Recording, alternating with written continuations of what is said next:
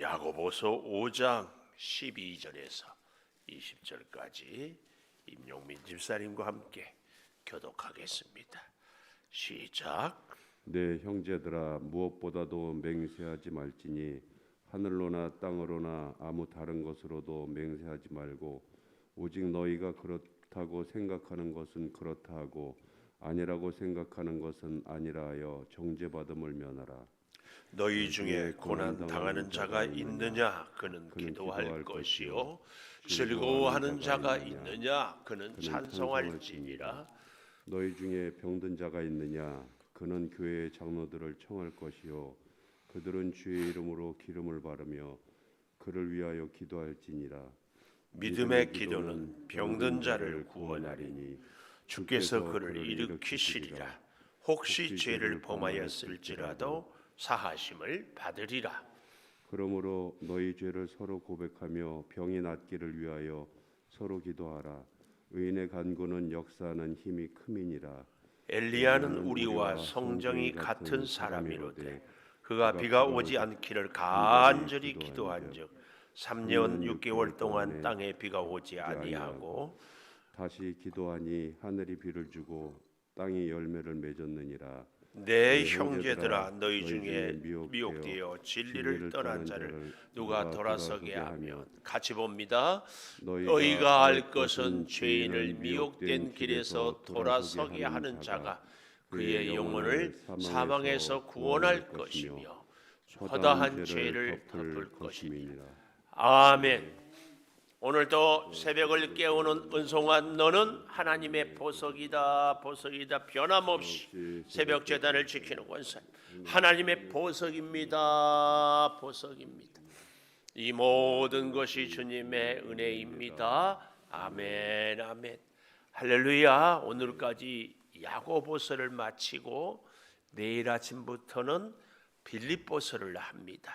또 빌립보서를 한 일주일 여간하고 구약의 아주 귀한 역사를 가르쳐주는 사무엘 상하를 하고, 그리고 후반기에 가면은 또 신약의 역사를 잘 보여주는 사도행전을 또 한 3개월 요간. 그래서 올해는 구약의 사무엘 상하, 신약의 사도행전을 중점적으로 새벽의 은혜를 나누겠습니다.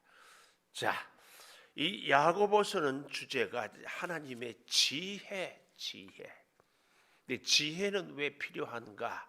이 땅에 우리가 야고보서를 전체를 쭉 보면 서로 판단하거나 비방하지 않고 살고, 또 행함이 없는 믿음은 죽은 믿음이고, 그래서 말에 실수가 없이 살 것을 얘기하는데, 이렇게 참으로 잘 문제를 일으키지 않고 은혜롭게 사는 것이 뭐냐? 지혜다. 지혜. 그런데 그 지혜가 정말 필요한 때가 인생의 언제냐? 고난 당할 때다, 그 말이. 사실은요, 평소에는 특별히 일상적으로 살아갈 때는 물론 지혜가 필요하기는 합니다만은 그렇게 크게 지혜를 찾지를 않아요. 위기 때, 고난 때, 문제 있을 때 지혜가. 그래서 학생의 실력은 시험 앞에서, 사업하는 분들은 사업가의 기질이 위기 앞에서, 의사는 참으로 불치병 환자 앞에서. 이게 뭐예요? 지혜입니다. 우리 인생의 고난을 어떻게 잘 극복할 수 있느냐? 이게 지혜입니다. 지혜. 그런데 이 야고보는 예수님의 동생 아니에요? 사실은 바울보다 누구보다도 더 예수님을 아주 가까이서 어릴 때부터 보아왔고, 그래서 나중에 참으로 귀한 사도로 이렇게 서는데, 예수님의 가르침 어릴 때부터 잘 보고 이걸 나중에 믿고 깨달으면서 인생의 많은 날들 가운데 지혜가 참 필요한데, 그 지혜는 어떻게 하면 얻을 수 있는가? 아니, 언제 지혜가 필요한가? 고난 당할 때 어떻게 하면 얻을 수 있는가? 오늘 마지막 12절 이하에 나와 있는 것처럼 기도로 1장 야고보서 1장 5절에 보십시오. 너희 중에 누구든지 지혜가 부족하거든. 이 야고보는 지혜를 얘기하잖아요.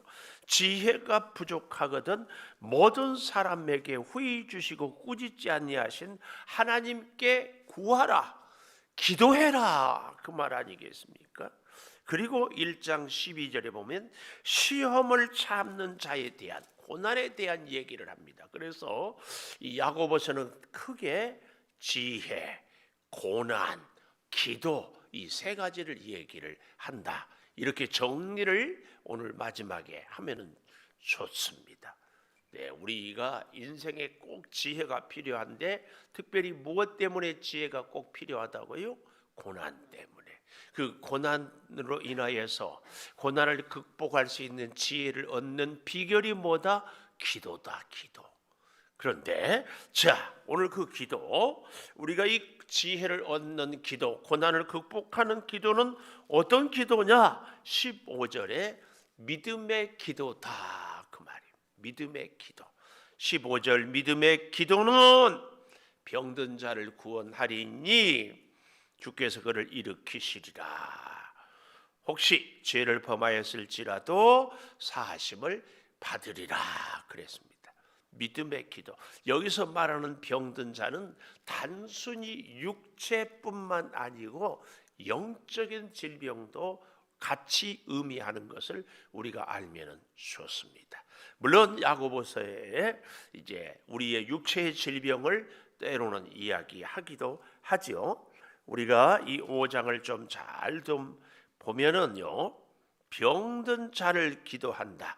또 16절에 보면 너희 죄를 서로 고백하며 병이 낫기를 위하여 서로 기도하라 할 때에는 16절의 질병은 영적인 측면이 더 강한 것을 보여주고 있습니다. 어쨌든 우리의 육체의 질병, 영적인 질병에 낫기를 원하거든 반드시 기도할 것을 이야기합니다. 이 믿음의 기도는 첫째 어떤 기도냐? 13절에 보니까 고난 당하는 자가 있느냐? 그는 기도할 것이요. 여러분, 우리가요, 기도를 즐겁고 건강하고 행복할 때 기도를 잘하느냐, 힘들고 아프고 고난 당할 때 기도를 잘하느냐? 참 아이러니하게도 우리는 건강하기를 원하고, 우리는 평안하기를 원하고, 우리는 뭐든지 잘 되기를 원하는데요, 사람마다 10중 8구 건강하고 평안하고 잘 될 때는 기도가 잘 안 됩니다. 아프고 고난이 있고 힘들고 질병으로 고통받을 때 기도가 깊은 기도, 간절한 기도, 정말 하나님께 은혜를 구하는 기도가 됩니다. 하나님은 우리에게 있어서 우리가 건강하고 우리가 병들고 이것보다도 하나님의 더 우선적인 관심이 있습니다. 그게 하나님의 관심이 뭐예요? 우리를 사랑하고 우리와 함께 하고 싶은 겁니다. 꼭 기억하셔야 돼요. 그런데 하나님은 우리와 함께 하고 있는데 우리의 관심은, 우리의 목적은 뭐예요? 내가 건강하고 내가 평안하고 여기에 있어요. 그래서 하나님의 주된 관심과 우리 사람의 주된 관심이 약간 이렇게 다르죠. 하나님이 오직 우리만, 우리도 오직 하나님만, 그러면 좋으련만 하나님은 오직 우리의 관심이 있는데 우리는 우리의 소유에 이렇게. 그래서 우리가 그 1장 5절 다시 가볼까요? 너희 중에 누구든지 지혜가 부족하거든 모든 사람에게 후히 주시고, 이 후히라는 말이 무슨 말이었어요? 이 후히 주신다 할 때 이 후히는 하나님이 마치 우리에게 복 주시는 일 말고는 다른 일이 없는 것처럼 오직 그 일만 위에서 존재하는 것처럼 복을 주시는 것. 그러니까 하나님이 원래는 우리에게 복을 10가지를 주려고 했는데 12가지 주고 15가지 주고 이런 것이 후히가 아니라 오직 여기 이 은혜, 이 복을 위해서 하나님이 계시는 것처럼 이 복만 전부 주려고 하는 것처럼 전심전력을 집중해서 우리를 바라보고 우리의 필요를 채워주시는 이 복을 후히 주신다고 이렇게 얘기하는 겁니다. 그 하나님이 그래서요 오늘 우리로 하여금 믿음의 기도를 하게 하면은 들어주시려고. 그런데 그 믿음의 기도는 언제 한다고요? 고난 중에. 왜 그렇게 하나님이 우리를 고난 중에 기도하게 한다고요? 하나님만 보게 하려고. 하나님만 보게 하려고. 그래서 사실은요 우리가요 평안할 때, 건강할 때, 잘 될 때 정말 하나님을 더 찾고 더 간절히 기도하는 것이 꼭 필요합니다. 10중 8구 우리가 건강에 대해서 감사 기도하고 감사 예물도 드릴 때에 10중 8구 병원에 입원했다가 많이 아팠다가 건강을 되찾을 때 건강 주셔서 감사합니다. 사실은 그것보다 더 큰 감사가 뭐예요? 병원 입원하지 않고 우리가 날마다 건강한 것이 더 큰 건강의 축복 아닙니까? 근데 그때는 잊어버려 의식을 못하는 거예요. 그래서 하나님이 우리를 깨닫게 하기 위해서 고난도, 질병도, 시험도 줘요. 하나님 보게 하려고 후히 주시는 여기에 집중하는 그 하나님. 우리는 그래서 고난 가운데 기도하는 이 기도를 꼭 기억해야 할 줄을 믿습니다. 여기 15절에 믿음의 기도는 병든 자를 기도한다. 병든 자를 구원한다 그랬잖아요. 이 질병도요 우리는 기억해야 됩니다. 질병의 많은 경우에 부인할 수 없는 사실이 뭐예요? 질병의 원인, 현대의학으로도 스트레스. 근데 그 스트레스는 가장 큰 원인이 어디에 있을까요? 이 스트레스의 대부분은 우리 인간의 연약함. 좀 더 정확하게 영적으로 얘기하면 우리 사람의 대부분의 스트레스의 원인은 죄입니다. 죄가 없으면 사실은 스트레스가 많이 없고요. 죄가 없으면 스트레스를 오히려 은혜로 감사로 회복하고 극복할 수 있습니다. 자, 그런데요, 이 스트레스가 질병의 원인이라면 우리에게 있어서 많은 질병의 원인도 어디서 출발한다? 죄.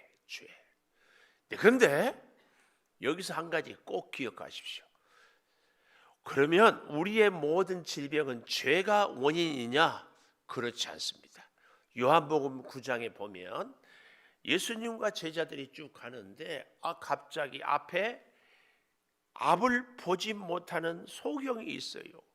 그러니까 유대인들은 자녀가 저렇게 병에 걸리거나 뭔가 문제가 있으면 부모의 죄 때문이라는 의식이 팽배하거든요.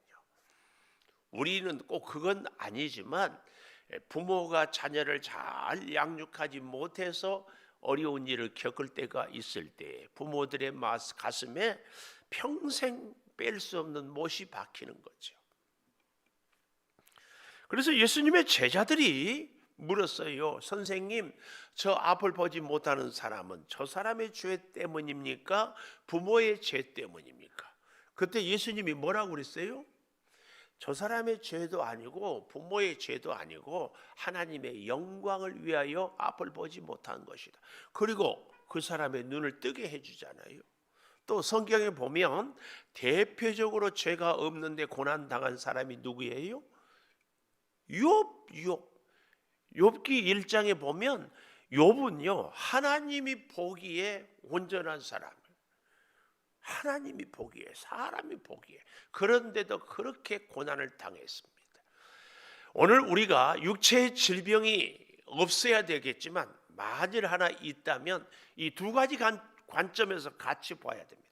혹 내가 하나님의 말씀대로 살지 못해서 거기서 오는 영적인 존재인 내가 이 죄감, 혹은 해결하지 못한 죄로 인한 스트레스로 오는 질병은 아닌지, 한 가지 측면, 또 한 가지 측면은 하나님의 영광을 위하여 하나님이 지금 나에게 이 시험을 주고 있는지, 이 두 가지를 같이 보면서 하나님께 기도하면서 하나님의 영광을 올려드리는, 이게 우리가 고난을, 질병을 당할 때에 하나님께 드리는 믿음의 기도의 바른 자세입니다.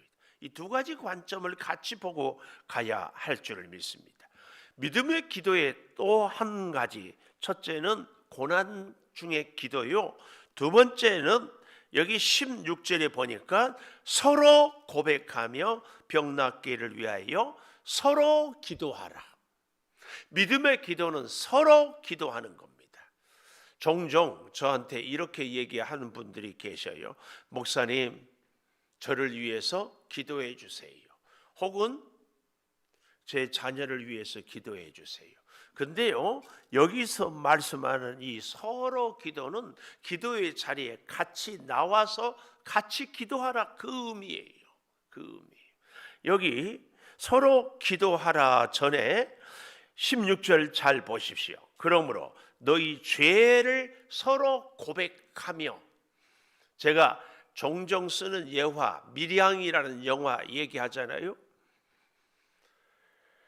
아니, 여자 주인공으로 나오는 그 전도연 씨, 그 어린 아이를 그만 못된 짓을 하다가 죽이는 사형수, 그래서 감옥에 갇혀 있죠. 주변에 있는 분들이 이 아이를 잃은 이 엄마를 위로하고 보살피고, 그래서 전도해서 예수를 믿었어요. 예수를 믿고 나니까 자기 아이를 죽인 그 원수를 용서하라는 거예요. 용서가 어떻게 하루아침에 되겠어요? 용서가 안 돼. 그래도 말씀을 듣고 기도하고 시간 속에서 상처가 치유가 되고 용서를 해야 되겠다 결심을 하고 감옥에 가서 그 살인자를 면회를 해요. 그런데 면회를 하고 보니까 이 살인자가 얼굴이 너무 평안한 거야. 그래서 이게 뭐지 하고 물어보니까 자기는 하나님을 믿고 하나님으로부터 용서를 받았다. 그래서 자기가 살인자인데도 아무 양심의 가책도 느끼지 못하고 괴로워하지도 않고, 이걸 보는 이 피해자, 이 아이를 잃은 엄마가 그만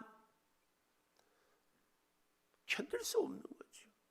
길을 막 정처 없이 헤매면서, 아니 피해자인 내가 용서하지 않았는데 누가 용서를 할 수 있느냐.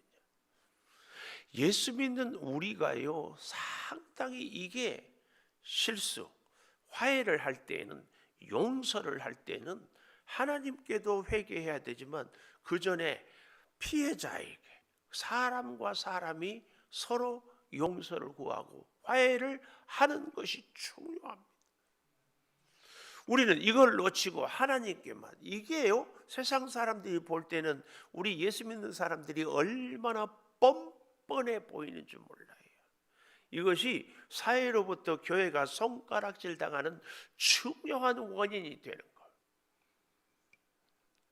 꼭 기억해야 됩니다. 여기 16절 야고보는 이 기도에 대해서 마무리하면서 아주 우리에게 좋은, 믿음의 기도는 첫째 고난 당할 때 기도하는 거요, 두 번째 믿음의 기도는 서로 기도하는 거예요. 서로 기도한다는 것은 서로 고백하는 것, 고백. 그래서 여러분, 하나님이 용서 못할 죄는 없습니다. 다 용서해요. 그런데 용서 못할 죄가 있어요. 무슨 죄?